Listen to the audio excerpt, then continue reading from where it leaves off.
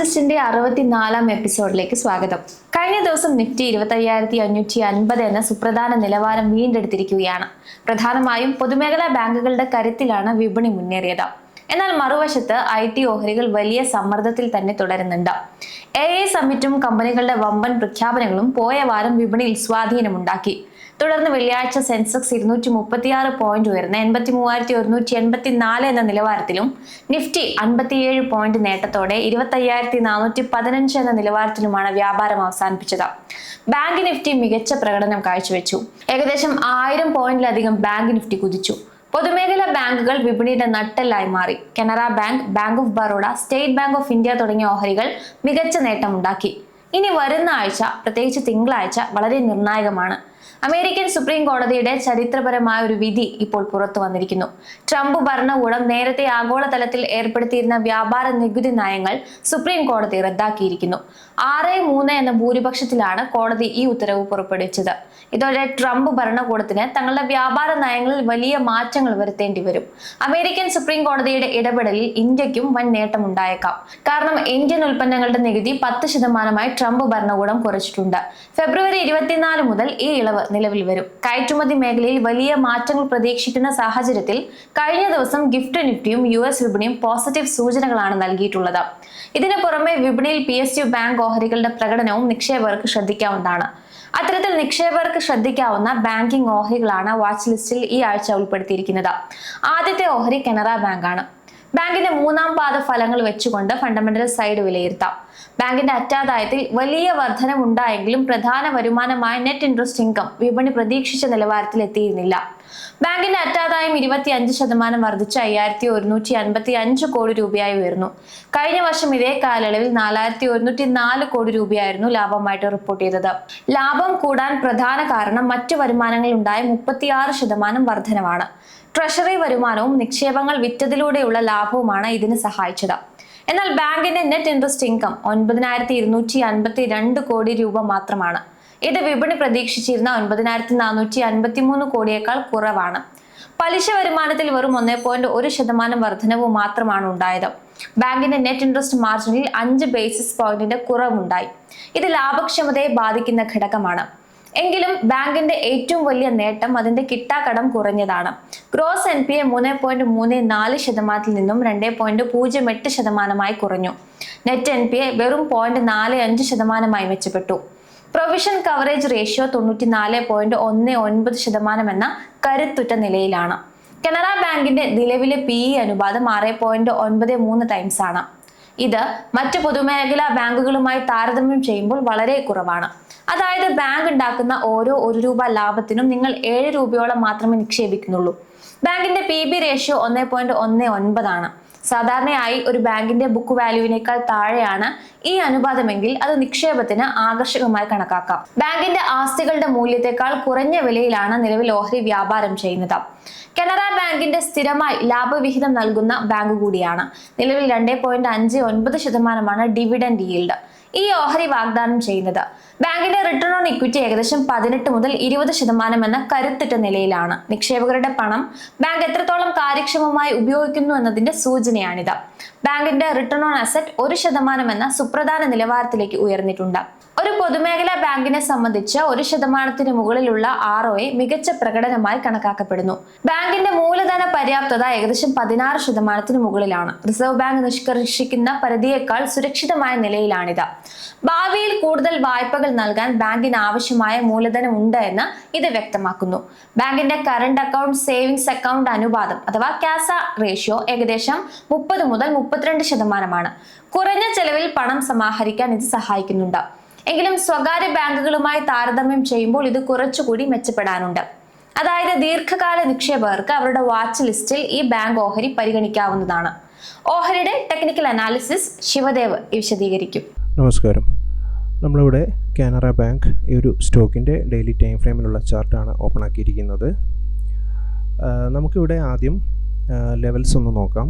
Already നമുക്കിവിടെ നോക്കുമ്പോൾ അറിയാം വളരെ സ്ട്രോങ് ആയിട്ടുള്ളൊരു അപ് ട്രെൻഡിലേക്ക് വന്ന സ്റ്റോക്കാണിത്. പിന്നെ ഒന്ന് കൺസോളിഡേറ്റ് ചെയ്തു. ഇവിടെ നമ്മൾ നോക്കുമ്പോൾ ഈ അപ് ട്രെൻഡിലൊക്കെ തന്നെയും അതിനുശേഷവും കൂടുതലായിട്ട് ഗ്രീൻ ക്യാൻഡിൽ ഫോർമേഷൻ നമുക്ക് കാണാൻ സാധിക്കും. സ്ട്രോങ് ആയിട്ടുള്ള ഗ്രീൻ ക്യാൻഡിൽസ് നിരവധി നമുക്കിവിടെ കാണാൻ സാധിക്കും. നിലവിൽ ഒരു കൺസോൾട്ടേഷൻ ഉള്ള ഒരു റേഞ്ചിൽ നിന്ന് സ്റ്റോക്ക് വീണ്ടും ഒരു ഹൈ ഫോം ചെയ്തതായിട്ട് നമുക്ക് കാണാം ലാസ്റ്റ് ദിവസങ്ങളിൽ. ഇവിടെ നമ്മൾ നോക്കുമ്പോൾ നിലവിലെ ഈ ഒരു സ്റ്റോക്കിൻ്റെ സപ്പോർട്ട് എടുത്തിരിക്കുന്ന ഏരിയ എന്നുള്ളത് 149 രൂപ നിലവാരമാണ്. ഇതിനു മുമ്പ് പലതവണ സപ്പോർട്ട് കൊടുത്തൊരു ഏരിയയാണത്. അതിന് താഴെ 145 രൂപ 77 പൈസ നിലവാരത്തിൽ സ്റ്റോക്കിന് ഒരു സപ്പോർട്ടുണ്ട്. മുകളിലേക്ക് നമ്മൾ നോക്കുമ്പോൾ പലതവണ റെസിസ്റ്റൻസ് കൊടുത്തൊരു ഏരിയ തന്നെയാണ് സ്റ്റോക്ക് ക്ലോസിങ് നടത്തിയിരിക്കുന്നത്. ഈ ഒരു ക്യാൻഡിലിൻ്റെ ഹൈ ആണ് ഓൾമോസ്റ്റ് 154 രൂപ 50 പൈസ നിലവാരമാണ്. ക്ലോസിങ് 154 രൂപ 15 പൈസ. ആ ഒരു റേഞ്ചിൽ നമ്മളൊരു റെസിസ്റ്റൻസ് ഉണ്ട്. അത് ബ്രേക്ക് ചെയ്ത് കഴിഞ്ഞാൽ പിന്നെ നമ്മൾ മുകളിലേക്ക് നോക്കുകയാണെങ്കിൽ 158 രൂപ 87 പൈസ, അതേപോലെ 160 രൂപ 57 പൈസ നിലവാരങ്ങളിലും റെസിസ്റ്റൻസ്, അതൊരു സോണാണ്. റെസിസ്റ്റൻസ് നമ്മൾ എക്സ്പെക്റ്റ് ചെയ്യണം. നമുക്ക് ഈ ഒരു സ്റ്റോക്കിൽ EMA ലെവലൊന്ന് അപ്ലൈ ചെയ്യാം. നമ്മളിവിടെ EMA 20 ആണ് എടുത്തിരിക്കുന്നത്. നമ്മൾ നോക്കുമ്പോൾ അറിയാം, എപ്പോഴും EMA ഒരു റണ്ണിങ് മൂവിങ് ആവറേജ് കറക്ഷൻ സംഭവിക്കുന്ന സമയത്ത് അപ് ട്രെൻഡിലേക്ക് പോകുമ്പോൾ കൃത്യമായിട്ട് EMA 20യുടെ സപ്പോർട്ട് കൊടുത്തിട്ടുണ്ട്. എപ്പോഴൊക്കെ EMA 20യിൽ നിന്ന് അകന്നു പോകുന്നോ പിന്നീട് താഴെ വന്ന് സപ്പോർട്ട് എടുത്ത് വീണ്ടും ഹൈ ഫോം ചെയ്ത് മുകളിലേക്ക് പോകുന്ന വളരെ ബ്യൂട്ടിഫുൾ ആയിട്ടുള്ളൊരു സ്ട്രക്ചറാണ് നമുക്കിവിടെ വിസിബിൾ ആവുന്നത്. അതിനുശേഷമാണ് സ്റ്റോക്ക് ഒന്ന് കൺസോൾട്ടേഷനിലേക്ക് വന്നത്. അപ്പോഴും EMA 20ക്ക് മുകളിലാണ് സ്റ്റോക്ക് പ്രൈസ് ഉള്ളത്. പിന്നീട് ഈ ഒരു ലെവലിലൊക്കെ EMAയുടെ താഴേക്ക് വന്നെങ്കിലും തൊട്ടടുത്ത ദിവസം തന്നെ സ്ട്രോങ് ആയിട്ടുള്ളൊരു ക്യാൻഡിൽ വരികയും മുകളിലേക്ക് EMA ബ്രേക്ക് ചെയ്യപ്പെടുകയും ചെയ്തിട്ടുണ്ട്. നിലവിൽ ലാസ്റ്റ് ഫ്രൈഡേ നമ്മൾ നോക്കുമ്പോഴും EMA 20 ആണ് സ്റ്റോക്കിന് സപ്പോർട്ട് കൊടുത്തിരിക്കുന്നത് എന്ന് കാണാം. ഇവിടെ നമ്മൾ വോളിയം നോക്കുകയാണെങ്കിൽ എപ്പോഴും ഒരു ശരാശരി റേഞ്ചിൽ വോളിയത്തിൽ ട്രേഡ് നടക്കുന്ന സ്റ്റോക്കാണിത് എന്ന് കാണാം. നമുക്കിവിടെ ഈ ഒരു സ്റ്റോക്കിൻ്റെ RSI ഒന്ന് നോക്കാം. ലാസ്റ്റ് ഫ്രൈഡേ 57.88 എന്നുള്ളൊരു നിലവാരത്തിലാണ് RSI ഉള്ളത്. ഇവിടെ നമ്മൾ RSI മാത്രമായിട്ടാണ് എടുത്തിരിക്കുന്നത്. നമ്മൾ നോക്കുമ്പോൾ ഇവിടെ ഒരു ഡബിൾ ബോട്ടം സപ്പോർട്ട് എടുത്തിട്ടുള്ളൊരു ഏരിയയാണ് ഇതിനു മുമ്പ്. ആ ഒരു ഏരിയ തന്നെയാണ് നിലവിൽ RSI മുകളിലേക്കുള്ള ഒരു അപ് ട്രെൻഡ് സൂചന നൽകുന്നത്. പിന്നീട് നമ്മൾ ഈ ഒരു സ്റ്റോക്കിൽ വീക്ക്ലി ക്യാൻഡിൽസ് നമുക്കൊന്ന് അപ്ലൈ ചെയ്ത് നോക്കാം. ലെവൽസൊക്കെ സെയിം ആണെങ്കിൽ നമുക്ക് പ്യുവറായിട്ടുള്ള ക്യാൻഡിൽസ് മാത്രമായിട്ടൊന്ന് അപ്ലൈ ചെയ്യാം. വീക്ക്ലി എങ്ങനെയാണ് സ്റ്റോക്ക് പെർഫോം ചെയ്യുന്നത് എന്നറിയാൻ വേണ്ടിയിട്ട് നമുക്കിവിടെ 1 വീക്കാണ് നമ്മൾ നോക്കുമ്പോൾ കൃത്യമായിട്ടുള്ളൊരു ബുള്ളിഷ് എൻഗൾഫിംഗ് ക്യാൻഡിലാണ് ലാസ്റ്റ് വീക്കിലുണ്ടായിരിക്കുന്നത്. ഈ ഒരു അതിന് മുമ്പത്തെ ആഴ്ചയിലെ ക്യാൻഡിലിനെ കംപ്ലീറ്റ് ആയിട്ട് ഈ ഒരു ക്യാൻഡിൽ കവർ ചെയ്തിട്ടുണ്ട്. ലോവർ വീക്ക് അപ്പർ വീക്ക് ഒന്നുമില്ല. വളരെ സ്ട്രോങ് ആയിട്ടുള്ളൊരു മരബൂസു ക്യാൻഡിലാണ് ഇവിടെ ഫോം ചെയ്യപ്പെട്ടിരിക്കുന്നത്. വീക്ക്ലി ലെവൽ നോക്കുമ്പോഴും ഇപ്പോഴത്തെ ഈ ഒരു നിലവാരത്തിൽ ക്ലോസിങ് നടന്നിരിക്കുന്ന നിലവാരത്തിന് താഴേക്ക് കഴിഞ്ഞ ഒരു മാസമായിട്ട് സ്റ്റോക്ക് പ്രൈസ് പോയിട്ടില്ല എന്ന് കാണാം. വളരെ സ്ട്രോങ് ആയിട്ടുള്ളൊരു സപ്പോർട്ട് സോണാണത്. അതേപോലെ തന്നെ മുകളിൽ നമ്മൾ നോക്കുമ്പോഴും നമ്മൾ നേരത്തെ പറഞ്ഞ നിലവാരത്തിൽ ക്ലോസിങ് നടന്ന നിലവാരത്തിലാണ് കഴിഞ്ഞ ഒരു മാസമായിട്ട് ഓൾമോസ്റ്റ് റെസിസ്റ്റൻസ് ഫേസ് ചെയ്തിട്ടുള്ളത്. ഈ ഒരു ക്യാൻഡിലിൻ്റെ ക്ലോസിംഗ് ആണ് ഓൾമോസ്റ്റ് ലെവൽ നമുക്ക് പരിഗണിക്കാവുന്നത്. ഇവിടെ റേഞ്ചായിട്ട് വേണമെങ്കിൽ ഇവിടെ റെസിസ്റ്റൻസ് നേരിട്ട ലെവലുകൾ കുറച്ച് സ്വിംഗ് ട്രേഡൊക്കെ ചെയ്യുന്നവർക്ക് കുറച്ചും കൂടെ മുകളിലേക്കുള്ള ലെവൽ റെസിസ്റ്റൻസ് മാർക്ക് ചെയ്യാവുന്നതാണ്. ഇത്തരത്തിൽ സപ്പോർട്ട് റെസിസ്റ്റൻസ് അടക്കമുള്ള നിലവാരങ്ങൾ പരിഗണിച്ച് മാത്രം ഈ ഓഹരിയിൽ വ്യാപാരം അല്ലെങ്കിൽ നിക്ഷേപം നടത്താൻ വേണ്ടി ശ്രദ്ധിക്കുക. Thank you. അടുത്ത ഓഹരി ബാങ്ക് ഓഫ് ഇന്ത്യയാണ്. അവരുടെ 2026 സാമ്പത്തിക വർഷത്തിലെ 3ാം പാദ ഫലങ്ങൾ പുറത്തുവിട്ടപ്പോൾ ബാങ്കിംഗ് മേഖലയിൽ ശ്രദ്ധേയമായ പ്രകടനമാണ് കാഴ്ചവെച്ചത്. പ്രധാനമായും പലിശ വരുമാനത്തിലെ വർധനവും ആസ്തി ഗുണമേന്മയിലെ വലിയ പുരോഗതിയും ബാങ്കിന്റെ ലാഭം ഉയരാൻ സഹായിച്ചു. ബാങ്കിന്റെ അറ്റാദായം 7.4% വർദ്ധിച്ച് 2,705 കോടി രൂപയായി ഉയർന്നു. കഴിഞ്ഞ വർഷം ഇതേ കാലയളവിൽ ഇത് 2,518 കോടി രൂപയായിരുന്നു. പ്രവർത്തന ലാഭത്തിൽ 13% വർധനവ് രേഖപ്പെടുത്തി 4,193 കോടി രൂപയായിരുന്നു ഇത്. ബാങ്കിന്റെ പ്രധാന പലിശ വരുമാനം 6.43% വർദ്ധിച്ച് 6,461 കോടി രൂപയിലെത്തി. പലിശ ഇതര വരുമാനം 30% എന്ന വലിയ തോതിൽ വർദ്ധിച്ച് ബാങ്കിന് തുണയായി. ആഭ്യന്തര വിപണിയിൽ ബാങ്കിന്റെ മാർജിൻ 2.8%. കഴിഞ്ഞ വർഷത്തെ 2.98% അപേക്ഷിച്ച് നേരിയ കുറവുണ്ടായിട്ടുണ്ട്. ബാങ്ക് ഓഫ് ഇന്ത്യയെ സംബന്ധിച്ചിടത്തോളം ഏറ്റവും വലിയ ആശ്വാസം കിട്ടാക്കടം കുറഞ്ഞത് തന്നെയാണ്. ഗ്രോസ് NPA 2.54% നിന്നും 2.26% കുറഞ്ഞു. നെറ്റ് NPA വെറും 0.6% മെച്ചപ്പെട്ടിട്ടുണ്ട്. ഇത് ബാങ്കിന്റെ ലോൺ ബുക്ക് കൂടുതൽ സുരക്ഷിതമാണ് എന്ന് കാണിക്കുന്നുണ്ട്. പ്രൊവിഷൻ കവറേജ് റേഷ്യോ 93.6% എന്ന മികച്ച നിലവാരത്തിലാണ്. വായ്പകൾ നൽകുന്നതിൽ 13.63% വളർച്ചയുണ്ടായി. ഇതിൽ റീറ്റെയിൽ വായ്പകൾ 20% എന്ന മികച്ച നിരക്കിലാണ് വളർന്നത്. നിക്ഷേപങ്ങൾ 11.64% വർദ്ധിച്ചു. ബാങ്കിന്റെ മൊത്തം ബിസിനസ് 16 ലക്ഷം കോടി രൂപ എന്ന നാഴികക്കല്ല് പിന്നിടുകയും ചെയ്തു. ബാങ്ക് ഓഫ് ഇന്ത്യയുടെ PE അനുപാതം ഏകദേശം 7.67 ടൈംസ് ആണ്. ഇത് സെക്ടർ PEയേക്കാൾ, അതായത് ബാങ്കിംഗ് മേഖലയുടെ ശരാശരി PEയേക്കാൾ താഴെയാണ്. ബാങ്ക് ഉണ്ടാക്കുന്ന ലാഭത്തിന് ആനുപാതികമായി ഓഹരി വില ഇപ്പോഴും കുറഞ്ഞ നിരക്കിലാണ് വ്യാപാരം ചെയ്യുന്നത് എന്നാണ് ഇത് അർത്ഥമാക്കുന്നത്. ബാങ്കിന്റെ PB റേഷ്യോ 0.9 to 1.05 പരിധിയിലാണ്. ഒരു ബാങ്കിന്റെ ഓഹരി വില അതിന്റെ ബുക്ക് വാല്യൂവിനോട് അടുത്ത് നിൽക്കുന്നത് ഒരു സുരക്ഷിതമായ വാല്യുവേഷനായി കണക്കാക്കാം. ബാങ്ക് ഓഫ് ഇന്ത്യ ഒരു ലാർജ് ക്യാപ് പൊതുമേഖലാ ബാങ്കാണ്. നിലവിൽ ഏകദേശം 75,000 കോടി രൂപയ്ക്ക് മുകളിലാണ് ഇതിന്റെ വിപണി മൂല്യം. നിക്ഷേപകർക്ക് ഏകദേശം 2.5 to 3.5% എന്ന നിരക്കിൽ ഡിവിഡൻഡ് ഈൽഡ് ഈ ഓഹരി നൽകുന്നുണ്ട്.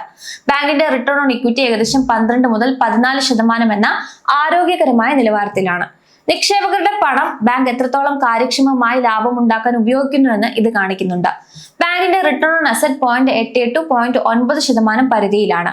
ഇത് 1% അടുക്കുന്നത് ബാങ്കിന്റെ പ്രവർത്തന മികവിനെ സൂചിപ്പിക്കുന്നുണ്ട്. ബാങ്കിന്റെ നെറ്റ് NPA 0.6% എന്ന വളരെ താഴ്ന്ന നിലയിലേക്ക് എത്തിയത് ആസ്തി ഗുണമേന്മയിലെ വലിയ മുന്നേറ്റമാണ്. ബാങ്കിന്റെ മൂലധന പര്യാപ്തത 16% മുകളിലാണ്. ഇത് ഭാവിയിലെ വളർച്ചയ്ക്കും വായ്പകൾ നൽകുന്നതിനും ബാങ്കിനെ പ്രാപ്തമാക്കുന്നു. ബാങ്കിന്റെ ലോൺ ബുക്ക് ഏകദേശം 13 മുതൽ 14% നിരക്കിൽ വളരുന്നുണ്ട്. ഇതിൽ റീറ്റെയിൽ, കൃഷി, ചെറുകിട വ്യവസായങ്ങൾ എന്നിവയ്ക്കാണ് മുൻഗണന നൽകുന്നത്. ഓഹരിയും ദീർഘകാല നിക്ഷേപകന് പരിഗണിക്കാവുന്നതാണ്. ഏതായാലും ഓഹരിയുടെ ടെക്നിക്കൽ അനാലിസിസ് ശിവദേവ് വ്യക്തമാക്കുന്നു. നമസ്കാരം. നമ്മളിവിടെ ബാങ്ക് ഓഫ് ഇന്ത്യ ഈ ഒരു സ്റ്റോക്കിൻ്റെ 4 hour ടൈം ഫ്രെയിമാണ് നമ്മൾ എടുത്തിരിക്കുന്നത്. സ്റ്റോക്ക് ഒരു കൺസോൾട്ടേഷൻ ആയതുകൊണ്ടാണത്. അവിടെ നമ്മളൊന്ന് ഫിബ് അപ്ലൈ ചെയ്ത് നോക്കിയപ്പോൾ കൃത്യമായിട്ട് 0.236 നിന്ന് ഫിബ് ലെവലിൽ നിന്ന് സ്റ്റോക്ക് സപ്പോർട്ട് എടുക്കുന്നതായിട്ട് നമുക്ക് കാണാം. അതേപോലെ ഈ ഒരു സ്ട്രോങ് ആയിട്ടുള്ള അപ്ട്രെൻഡ് തുടങ്ങിയ സമയത്ത് 0.5 ഫിബ് ലെവലാണ് സ്റ്റോക്കിൽ സപ്പോർട്ട് കൊടുത്തിരിക്കുന്നത് എന്നത് വിസിബിളാണ്. ഓൾമോസ്റ്റ് ഒരു കൺസോൾട്ടേഷൻ ലെവലിലുള്ള സ്റ്റോക്ക് ആയതുകൊണ്ട് തന്നെ നമുക്ക് 4 hour ടൈം ഫ്രെയിം ഇവിടെ പരിഗണിക്കാവുന്നതാണ്. ഒരു ദിവസം 2 4 hour ടൈം ഫ്രെയിം നമുക്ക് കിട്ടും. ഇനി അടുത്തായിട്ട് നമുക്ക് ഈ ഒരു ഡ്രോയിങ് മാറ്റിയതിന് ശേഷം ഡേ ടൈം ഫ്രെയിം ഒന്ന് നോക്കാം, എങ്ങനെയാണ് സ്റ്റോക്ക് ആക്ട് ചെയ്യുന്നത് എന്നുള്ളത്. ഡെയിലി ടൈം ഫ്രെയിം നമ്മൾ നോക്കുമ്പോൾ ഈ ഒരു സ്റ്റോക്കിൽ ഒരു അപ്ട്രെൻഡ് സൂചന കാണാൻ സാധിക്കും. കൃത്യമായിട്ട് ഹൈ ഫോർമേഷൻ കാണാൻ സാധിക്കും. കൂടുതലായിട്ടുള്ള ഗ്രീൻ ക്യാൻഡിൽ കാണാൻ സാധിക്കും. വോളിയം കുറവുന്ന സമയത്തൊക്കെ ഒരു ഡോജി ക്യാൻഡിൽ ഫോർമേഷനാണ് ഇവിടെ ഉള്ളത്. അതുകൊണ്ട് തന്നെ സ്റ്റോക്ക് ഓപ്ഷനൊക്കെ ചെയ്യുന്നവരൊരു ടൈം ടേക്ക് ആയിട്ടുള്ള കാര്യങ്ങൾ കൂടുതലായിട്ട് ഈ ഒരു സ്റ്റോക്കിൽ ശ്രദ്ധിക്കേണ്ടതാണ്. EMI നമ്മൾ നോക്കുകയാണെങ്കിൽ 20, 50, 100, 200 ഏറ്റവും മുകളിലുള്ള റെഡ് 20 ആണ്. അവിടെ നിന്നാണ് സ്റ്റോക്ക് സപ്പോർട്ട് എടുത്തിരിക്കുന്നത്. നമുക്ക് കുറച്ച് റീസെൻ്റ് ആയിട്ടുള്ളൊരു ട്രെൻഡ് നോക്കുകയാണെങ്കിൽ ഈ ഒരു സ്റ്റോക്ക് EMI ഈ ഒരു യെല്ലോ ലൈൻ 50 ആണ്. EMI 50 തുടർച്ചയായിട്ട് സപ്പോർട്ട് കൊടുത്തിട്ടുണ്ട്. EMI 50ക്ക് താഴെ പോയപ്പോഴൊക്കെ ലോവർ റിജക്ഷൻ ഉണ്ടായിട്ടുണ്ട്. ഈ ഒരു ക്യാൻഡിലുണ്ടായി. അതേപോലെ തന്നെ ഇവിടെ നമ്മൾ നോക്കുമ്പോൾ February 2 ആ ഒരു ഡേ ലോവർ റിജക്ഷൻ തന്നു. അതുകൊണ്ട് തന്നെ ഈ ഒരു സ്റ്റോക്കിൽ നമ്മൾ EMI 20 അതേപോലെ 50 ഈ ഒരു റേഞ്ച് സപ്പോർട്ടായിട്ട് ആക്ട് ചെയ്യാം. ലൈവ് മാർക്കറ്റിൽ മൂവിങ് ആവറേജസിൽ മാറ്റം വരാം. അതുകൂടെ നമ്മൾ ശ്രദ്ധിക്കേണ്ടതാണ്. ഈ ഒരു സ്റ്റോക്കിൽ നമുക്ക് വീക്ക്ലി ക്യാൻഡിൽസ് മാത്രമായിട്ടൊന്ന് നോക്കാം എങ്ങനെയാണ് ആക്ട് ചെയ്യുന്നത് എന്നുള്ളത്. നമ്മൾ നോക്കുമ്പോൾ സ്ട്രോങ് ആയിട്ടുള്ള ക്യാൻഡിൽസാണ് കൂടുതലായിട്ട് ഫോം ചെയ്യപ്പെട്ടിരിക്കുന്നത്. ലാസ്റ്റ് വീക്കും വളരെ ഒരു ബുള്ളിഷ് ക്യാൻഡിലാണ് ഫോം ചെയ്യപ്പെട്ടിരിക്കുന്നത്. സ്ട്രോങ് ആയിട്ടുള്ള ക്യാൻഡിലാണ്. ലെവലുകളൊക്കെ നമ്മൾ ഡേ ടൈം ഫ്രെയിമിൽ പരിഗണിച്ചത് വീക്ക്ലി അതേപോലെ മന്ത്ലി ടൈം ഫ്രെയിമിലും അപ്ലൈ ചെയ്യാവുന്നതാണ്. ഇത്തരത്തിൽ സപ്പോർട്ട്, റെസിസ്റ്റൻസ് അടക്കമുള്ള കാര്യങ്ങൾ കൂടെ പരിഗണിച്ചു മാത്രം ഈ ഓഹരിയിൽ വ്യാപാരം അല്ലെങ്കിൽ നിക്ഷേപം നടത്താൻ വേണ്ടി ശ്രദ്ധിക്കുക. Thank you. Canara bank, bank of India എന്നീ ഓഹരികളുടെ വിശകലനമാണ് നമ്മൾ മനസ്സിലാക്കിയത്. വാച്ച് ലിസ്റ്റിൽ മറ്റ് 2 ഓഹരികളുടെ വിശകലനവുമായി വീണ്ടും കാണാം.